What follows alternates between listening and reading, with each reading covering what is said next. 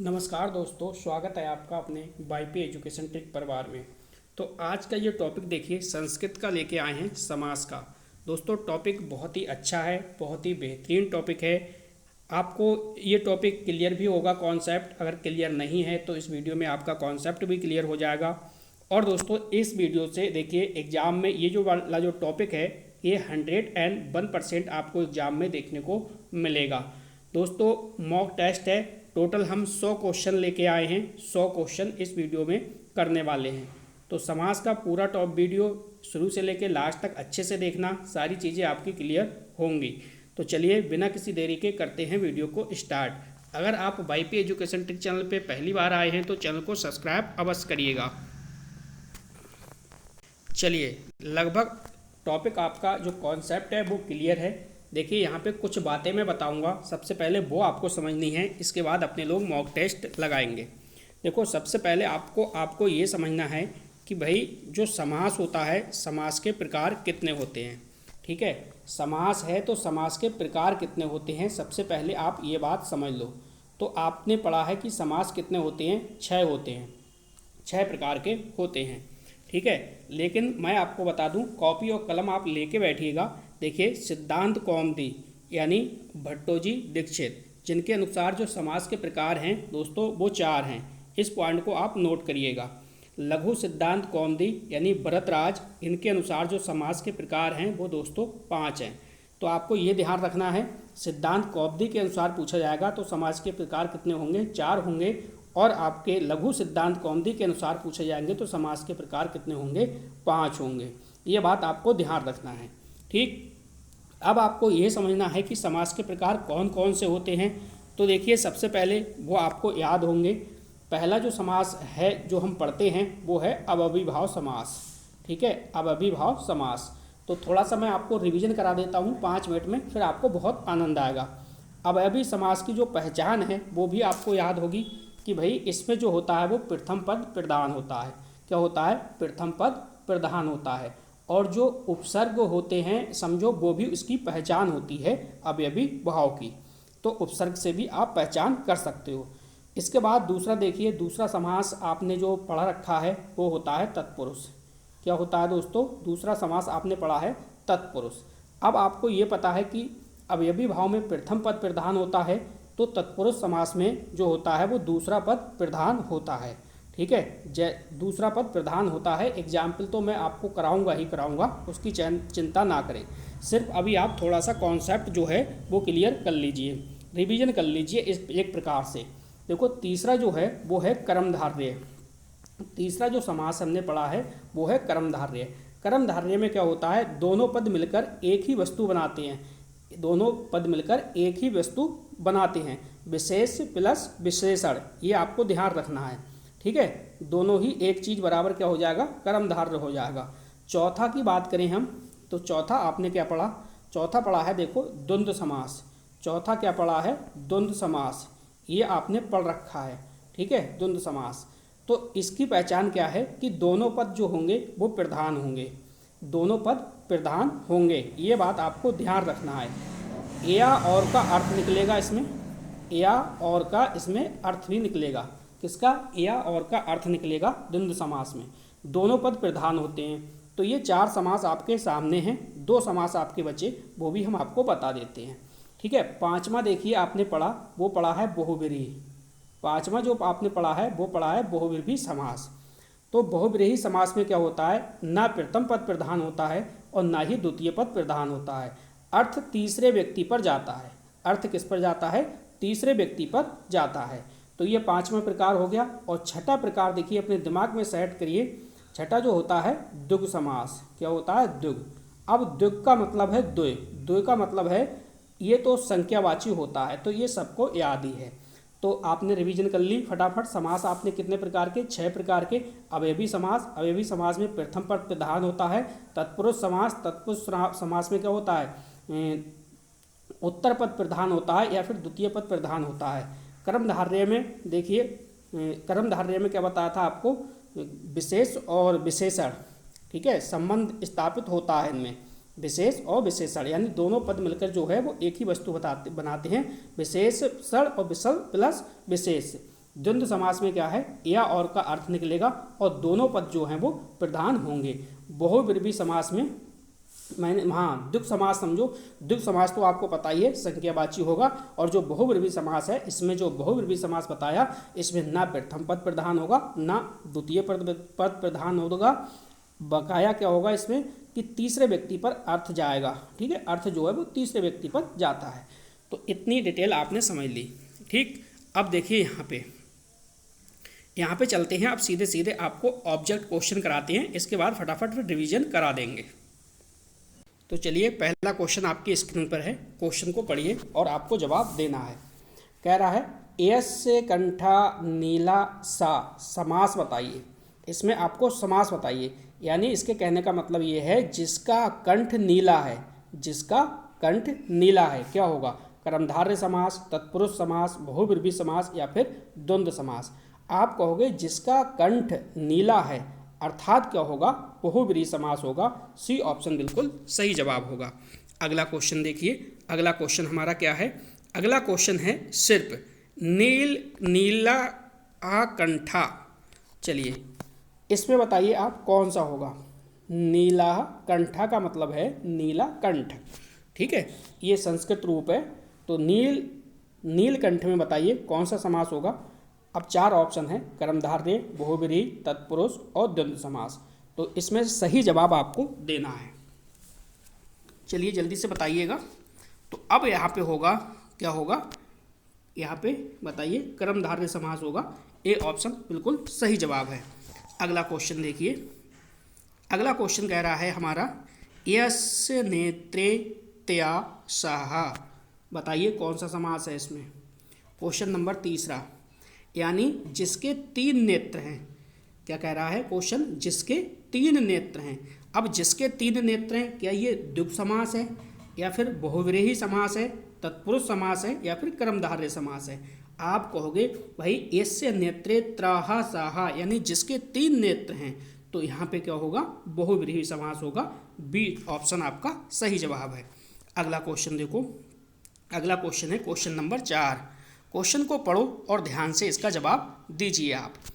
Question क्या कह रहा है, क्वेश्चन को पढ़ो। यानी क्वेश्चन कह रहा है त्रयायाम लोकायाम समूहा। तो इसका मतलब क्या है, इसका मतलब ये हुआ कि भैया 3 लोकों का समूह, 3 लोकों का समूह। तो कौन सा समास होगा ये आपको बताना है। 3 लोगों का, 3 लोकों का समूह, 3 लोकों का, ठीक है, 3 लोकों का समूह। तो जाहिर सी बात है गिनती है, यहाँ पे गिनती आई है तो द्विगु समास होगा। अगला देखो, अगला क्वेश्चन कह रहा है राज्ञाः पुरुषाः। बताइए इसमें समास कौन सा है। बताओ भैया इसमें समास कौन सा है। चारों ऑप्शन आपके सामने हैं।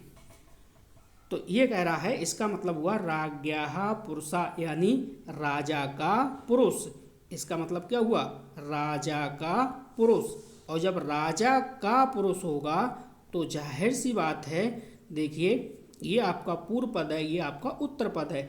इसमें दोस्तों उत्तर पद प्रधान है और इसमें ये का लोप भी हो रहा है। तो ये आपका क्या हो जाएगा, ये आपका तत्पुरुष समास हो जाएगा। ठीक है, अगला देखिए सुंदराः बालकाः। बताइए भाई इसमें कौन सा समास होगा। क्वेश्चन नंबर 6 में, क्वेश्चन नंबर 6 का आप जवाब दीजिए। सुंदराः बालकाः, जल्दी से बताइए। सुंदर बालक, यानी सुंदर बालक में कौन सा समास होगा।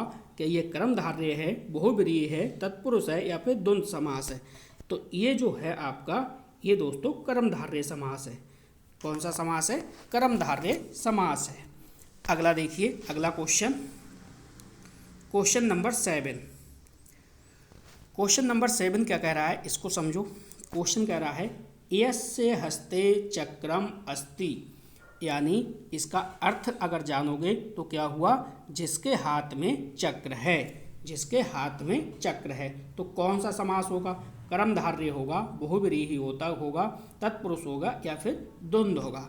तो आप कहोगे कि इसका ऑप्शन क्या होगा, बहुब्रीहि हो जाएगा, क्योंकि जिसके हाथ में चक्र है ये बहुब्रीहि हो जाएगा। अर्थात अर्थात वाला अर्थ निकल रहा है। नेक्स्ट है ग्राम, ग्रामे बासा। तो ग्रामे बासा, इसका आपको बताना है इसमें कौन सा समास है। यानी ग्राम में बास, ग्राम में बास, यानी कारक चिन्हों का लोप हो रहा है, जाहिर सी बात है। अब जहाँ कारक चिन्हों का लोप होगा वहाँ ना तो कर्मधारय होगा, ना द्वंद होगा, ना बहुव्रीहि होगा, तो क्या होगा, तत्पुरुष होगा। वो भी कौन सा, अधिकरण तत्पुरुष। क्योंकि ग्रामे बास, ग्रामे बासा यानी ग्राम में बास, अधिकरण में क्या आता है, अधिकरण में पर, तो इसलिए अधिकरण तत्पुरुष है यहाँ पे। अगला देखो, अगला क्वेश्चन नंबर 9 है। क्वेश्चन को पढ़ो और ध्यान से जवाब दो। हस्तेन लिखतम।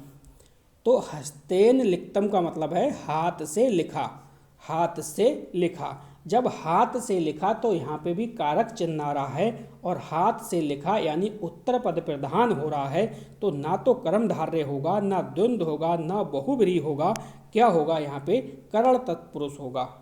ठीक है, करण तत्पुरुष। चलिए अगला देखिए, क्वेश्चन नंबर 10। क्वेश्चन नंबर 10 कह रहा है माता चा पिता चा। माता चा पिता चा कौन सा समास है। यानी माता और पिता, माता या पिता। अब देखो माता और पिता में और क्या हो रहा है, और का क्या हो रहा है, लोप हो रहा है, और या का भी लोप हो रहा है। माता और पिता, माता या पिता। तो माता पिता यानी उत्तर पद और पूर्व पद जो हैं, पूर्व पद उत्तर पद दोनों प्रधान हैं, और जिसमें दोनों प्रधान होंगे तो वहाँ पे क्या होगा, द्वंद्व समास होगा। अगला देखो, अगला क्वेश्चन को पढ़ो और ध्यान से आप जवाब दीजिए। चलिए, क्वेश्चन कह रहा है नील कमल और नीलकंठ में क्या अंतर है। तो आपको अंतर बताना है। देखो नील कमल, अगर मैं कहूँ नील कमल में कौन सा समास है, तो आपका जवाब आएगा भाई नील कमल में कर्मधारय समास है। नील कमल में क्या है, कर्मधारय समास आएगा। आपका ये जवाब सही है। और जो नीलकंठ है, नीलकंठ में कौन सा समास आएगा, तो आप कहोगे ये वाला, इसका मतलब है बहुव्रीहि हो जाएगा, ये बहुव्रीहि हो जाएगा। इसका मतलब हमारा सी ऑप्शन यहाँ पे सही है। सी ऑप्शन यानी पहला जो है वो कर्मधारय, ये वाला ऑप्शन, पहला कर्मधारय, दूसरा बहुव्रीहि समास। अगला क्वेश्चन देखो, क्वेश्चन नंबर 12 क्या कह रहा है। क्वेश्चन नंबर 12 को समझिए। क्वेश्चन नंबर आपसे 12 कह रहा है गजमुख का सही विग्रह है। तो गजमुख का सही विग्रह क्या होगा, बताइए।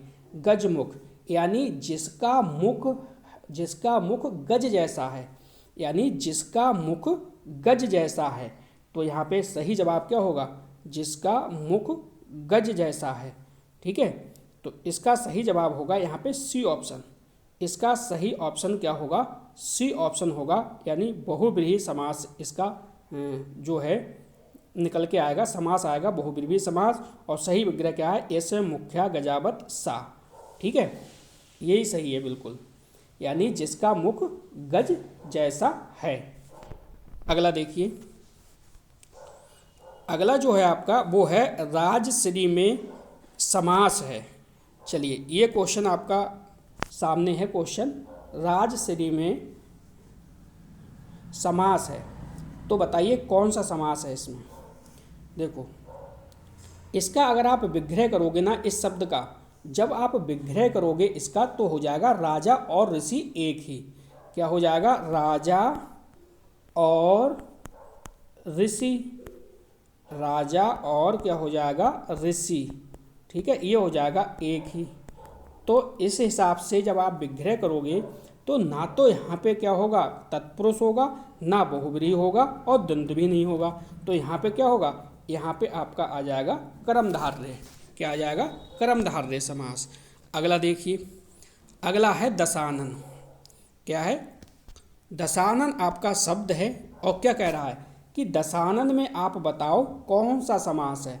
अब दशानन में देखिए, अगर मैं इस हिसाब से विग्रह करूं इसका कि जिसके 10 मुख हैं, जिसके 10 मुख हैं। अब जिसके 10 मुख हैं अर्थात रावण, तब तो ये हो जाएगा आपका बहुब्रीहि समास। ठीक है, और वैसे 2 समास हैं इसमें दशानन में, क्योंकि 10 आपकी गिनती भी आ रही है, तो आपका क्या है द्विगु समास भी हो जाएगा। ठीक है, ये क्वेश्चन पे डिपेंड करेगा कैसा क्वेश्चन है। ठीक, फिलहाल मैंने यहाँ पे आपका विग्रह करके जिस हिसाब से बताया है तो वहाँ पे बहुब्रीहि समास है, उस हिसाब से मैंने आपको बता दिया। अगला देखिए, अगला जो क्वेश्चन है क्वेश्चन नंबर 14। क्वेश्चन कह रहा है भाई बहुपुत्र का अर्थ है, बहुपुत्र का अर्थ है। तो बहुपुत्र का अर्थ का मतलब ये है भाई जिसके बहुत पुत्र हैं, यानी जिसके बहुत पुत्र हैं, और जिसके बहुत पुत्र हैं इसका मतलब ये बहुब्रीहि समास का उदाहरण है। अगला देखो, अगला क्वेश्चन है इसमें वो है देखिए सर्वज्ञ। सर्वज्ञ का समास है, तो पहले तो इसका अर्थ निकालो, अर्थ इसका क्या आएगा। यानी सर्वज्ञ का समास है, इसका मतलब ये है कि भैया जो सब जानता है, और सर्वज्ञ का मतलब जो सब जानता है, तो वो कौन होगा जो सब जानता है। तो ये अर्थ तो तीसरे के लिए जा रहा है ना, तो ना तो तत्पुरुष होगा, ना कर्मधार होगा, ना द्वंद्व होगा, और यहाँ पे क्या हो जाएगा आपका बहुब्रीहि सही हो जाएगा। चलिए अगला क्वेश्चन देखिए, अगला क्वेश्चन हमारा क्या है, क्वेश्चन नंबर 16। चलो ये आपका क्वेश्चन नंबर 16 आ गया। क्वेश्चन समझो, चतुर्वेद और चतुर्भुज में अंतर बताओ। चलिए अब देखो चतुर्वेद, इसमें तो क्या आ रही है गिनती आ रही है, इसमें क्या आ रही है गिनती आ रही है। जब इसमें गिनती आ रही है तो आप कह दोगे ये तो पहला जो है वो द्विगु समास है। चतुर्भुज, ठीक है, ये क्या है चतुर्भुज, तो दूसरा क्या है 4 भुजाओं वाला, यानी दूसरा क्या है आपका ये बहुब्रीहि हो जाएगा। तो आपका बी ऑप्शन सही होगा, पहला द्विगु समास है, दूसरा बहुब्रीहि समास है। अगला क्वेश्चन देखो, अगला क्वेश्चन है क्वेश्चन नंबर 17। क्वेश्चन कह रहा है भाई लोकनाथ का विग्रह है, लोकनाथ का विग्रह है, तो इसका क्या होगा लोकनाथ का विग्रह होगा लोक का नाथ। क्या होगा लोक का नाथ।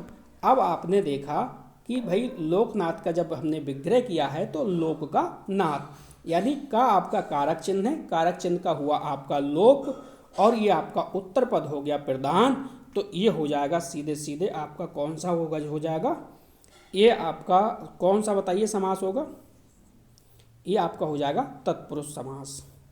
ठीक है, तो लोकनाथ का विग्रह क्या होगा लोक का नाथ। बताइए इसका सही जवाब क्या होगा, ऑप्शन दे रखे हैं आपको, सही जवाब बताइएगा क्या होगा, चारों ऑप्शन में से बताइएगा। मैंने आपका विग्रह भी कर दिया, अब 17वें क्वेश्चन का आप कमेंट में आंसर दे दीजिए, इसका आंसर क्या आएगा। A B C D आपके सामने है। चलिए अगला क्वेश्चन देखो, क्वेश्चन नंबर 18। क्वेश्चन क्या कह रहा है, क्वेश्चन को समझो। पितामह में समास है, तो पितामह में समास क्या है पितामह, यानी पिता का पिता होता है पितामह। पितामह क्या होता है पितामह होता है पिता का पिता। अब जब पिता का पिता है तो इसी को हम पितामह कहेंगे, तो कारक चिन्हों का लोप होगा, जहाँ कारक चिन्ह का लोप होगा तो वहाँ पे क्या कौन सा समास आएगा, वहाँ पे आएगा जहाँ कारक चिन्हों का लोप होगा बहुब्रीहि समास। क्या आएगा सॉरी, जहाँ कारक चिन्हों का लोप होगा तो वहाँ पे क्या आएगा, वहाँ पे आएगा तत्पुरुष समास, यानी बी वाला ऑप्शन सही है, गलत टिक लग गया था सी पे। चलिए अगला क्वेश्चन देखिए, अगला क्वेश्चन है 19वां क्वेश्चन। क्वेश्चन को पढ़ो और ध्यान से जवाब दो। महात्मा का समास है, तो महात्मा का समास है, यानी इसमें बताइए महात्मा शब्द में कौन सा समास है। तो देखिए, तो महात्मा का विग्रह क्या होगा, महात्मा का मतलब है जिसकी आत्मा महान है। महात्मा का क्या मतलब हुआ, जिसकी आत्मा महान है। अब जिसकी आत्मा महान है, तो यहाँ पे जिसकी आत्मा महान है, तो यहाँ पे क्या होगा बहुब्रीहि समास हो जाएगा। बी ऑप्शन बिल्कुल सही है। चलिए विग्रह करके देख लीजिएगा, अगर आपको कोई क्वेश्चन समझ में नहीं आए तो सबसे पहले आप विग्रह करोगे तो समझ में आएगा। नीलोत्पल और नीलकंठ में सही अंतर कीजिए। तो देखो यहाँ पे नीलोत्पल, तो इसमें जो पहला वाला है इसमें तो हो जाएगा दोस्तों पहला कर्मधारय नीलकंठ, ठीक है, नीलकंठ। ये दूसरा हो जाएगा बहुब्रीहि समास। इस हिसाब से ये सी वाला ऑप्शन यहाँ पे सही होगा, जिसका मैंने 17वें क्वेश्चन का आपसे कहा था आप जवाब दीजिए कौन सा समास है, तो उसमें आपको जवाब देना है कौन सा समास है। चलिए अगला क्वेश्चन देखो, त्रिलोचन का सही विग्रह क्या होगा। त्रिलोचन का सही विग्रह क्या होगा, यानी त्रिलोचन का मतलब ये है, त्रिलोचन का अगर मैं विग्रह करूं तो जिसके 3 नेत्र हैं, जिसके 3 नेत्र हैं उसे हम क्या कहेंगे, त्रिलोचन कहेंगे, ठीक है। इसका मतलब बहुब्रीहि समास है। चारों क्वेश्चन के चारों ऑप्शन आपके सामने हैं और जल्दी से जवाब दीजिए त्रिलोचन का विग्रह सही विग्रह क्या होगा, कमेंट करिएगा, ठीक है। कमेंट में आप जवाब लिखिएगा कौन सा ऑप्शन यहाँ पे सही होगा। चलिए अगला क्वेश्चन, अश्वमेघ में समास है, तो बताइए भाई अश्वमेघ में कौन सा समास है, ये आपको बताना है, ठीक है। अश्वमेघ का अगर मैं विग्रह करूँगा तो अश्व का मेघ या अश्व का यज्ञ ये हो जाएगा। तो अश्व का मेघ में कारक चिन्ह का लोप हो रहा है, जब कारक चिन्ह का लोप होगा तो जाहिर सी बात है यहाँ पे तत्पुरुष समास होगा। क्या होगा, तत्पुरुष समास आपका हो जाएगा। अगला देखिए क्वेश्चन नंबर 23। क्वेश्चन नंबर 23 कह रहा है सुगंध का सही समास है। तो सुगंध का क्या मतलब होता है, देखो सुगंध का अगर आप विग्रह करोगे तो सुगंध का मतलब होता है अच्छी गंध। क्या होता है, अच्छी गंध। सुगंध का मतलब अच्छी गंध। और यहाँ पे ये भी देख लो सुगंध यानी सु जो है आपका ये उपसर्ग लगा है, सु जो है आपका उपसर्ग लगा है, तो जाहिर सी बात है यहाँ पे क्या होगा, अव्ययीभाव समास हो जाएगा। अगला देखिए क्वेश्चन नंबर 24। क्वेश्चन क्या कह रहा है, क्वेश्चन को समझो। जननी जन्म भूमि में समास है, यानी जननी जन्म भूमि में समास है, तो बताइए इसमें कौन सा समास है, ये आपको बताना है, ठीक है। तो देखिए यहाँ पे अगर आप विग्रह करोगे तो हो जाएगा जननी और जन्मभूमि। क्या हो जाएगा, जननी, ये हो जाएगा आपका जननी और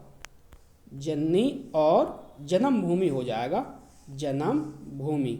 अब आपने ये देखा जननी और जन्मभूमि, ठीक है। यहाँ पे या और का तो अर्थ निकल रहा है, जननी या जन्मभूमि, जननी और जन्मभूमि, ठीक है। इसका तो लोप हो गया, ठीक है, या और का अर्थ निकल रहा है।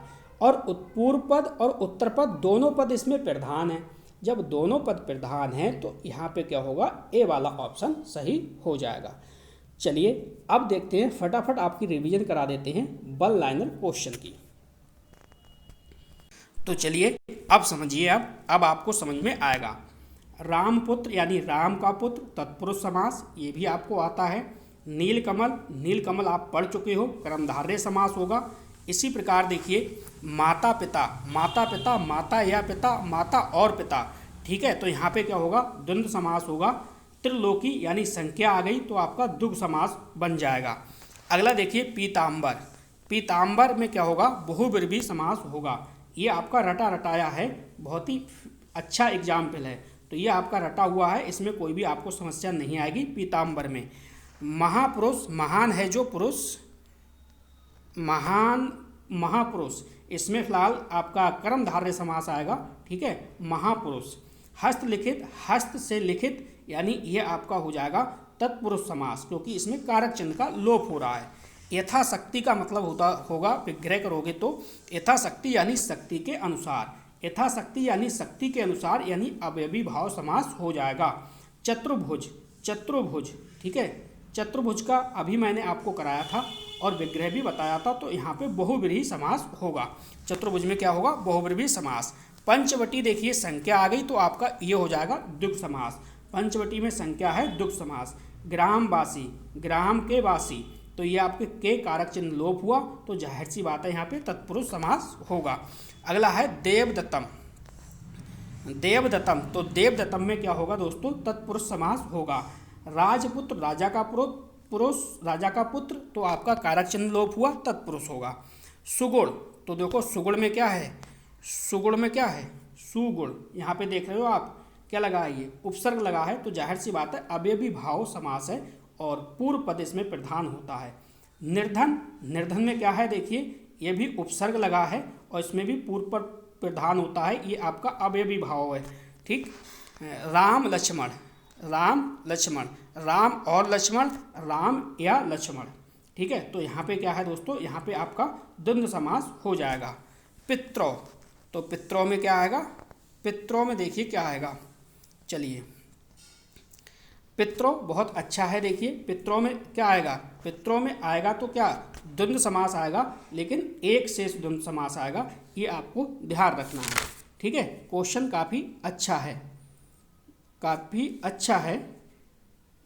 यानी अगर आप इसका विग्रह करोगे, इसका अगर आप दोस्तों विग्रह करोगे तो क्या आएगा, माताचा पिताचा, माताचा पिताचा क्या हो जाता है, पित्रों हो जाएगा, क्योंकि स्त्री व पुरुष दोनों शब्दों को मिलाने पर दोस्तों पुरुष शब्द का द्विवचन होगा, ये बात आपको ध्यान रखना है। ठीक है, इसके बाद देखिए पाणिपादम, पाणिपादम यानी यहाँ पे होगा द्वंद्व समास समाहारा, ये आपका हो जाएगा। नेक्स्ट है महात्मा, तो महात्मा में क्या आएगा, बहुब्रीहि आएगा, महान है जो आत्मा, महान है जो आत्मा, बहुब्रीहि समास होगा। उपग्रामम, उपग्रामम में आपने देखा यहाँ पे लगा है, क्या लगा है, उपसर्ग लगा है, पहचान लिया तुरंत, अवयवी भाव समास है। ठीक है। दूर देश, तो दूर देश में क्या है दोस्तों, दूर देश में भी अवयवी भाव समास होगा। प्रतिदिनम में प्रति लगा है, उपसर्ग है, तो तुरंत पहचान लिया अवयवी भाव समास है। नेक्स्ट देखिए त्रिवेणी, नेक्स्ट क्या है, त्रिवेणी। अब त्रिवेणी में आपने देखा त्रि यानी संख्या है, तो ये द्विगु समास है। महेशी, महेशी में क्या होगा, कर्मधारय समास होगा, ये मैं आपको ऑब्जेक्ट में करा चुका हूँ। सप्तऋषि, ये आपका द्विगु समास है, क्योंकि संख्या आ गई, सप्त का मतलब 7। चक्र प्राणी, जिसके हाथ में चक्र है, तो ये क्या है, विष्णु हैं, तो ये क्या हो जाएगा आपका बहुब्रीहि समास हो जाएगा। अब बताइए आप कमेंट करके, जो मैंने आपको 2 क्वेश्चन के आंसर कहा था, 2 क्वेश्चन के आंसर आप कमेंट में बताइएगा और चैनल को सब्सक्राइब करिएगा। संस्कृत की मैंने प्लेलिस्ट आपके लिए बना दी है, संस्कृत पूरी कंप्लीट, आप प्लेलिस्ट से एक एक वीडियो को अच्छे से देखिएगा तो सारी संस्कृत आप सीख जाओगे। तो चैनल पे पहली बार आए हो तो चैनल को सब्सक्राइब अवश्य करिएगा। ये बस इस वीडियो में दोस्तों इतना ही था। वीडियो देखने के लिए आपका बहुत बहुत धन्यवाद। मिलते हैं नेक्स्ट वीडियो में। Thank you.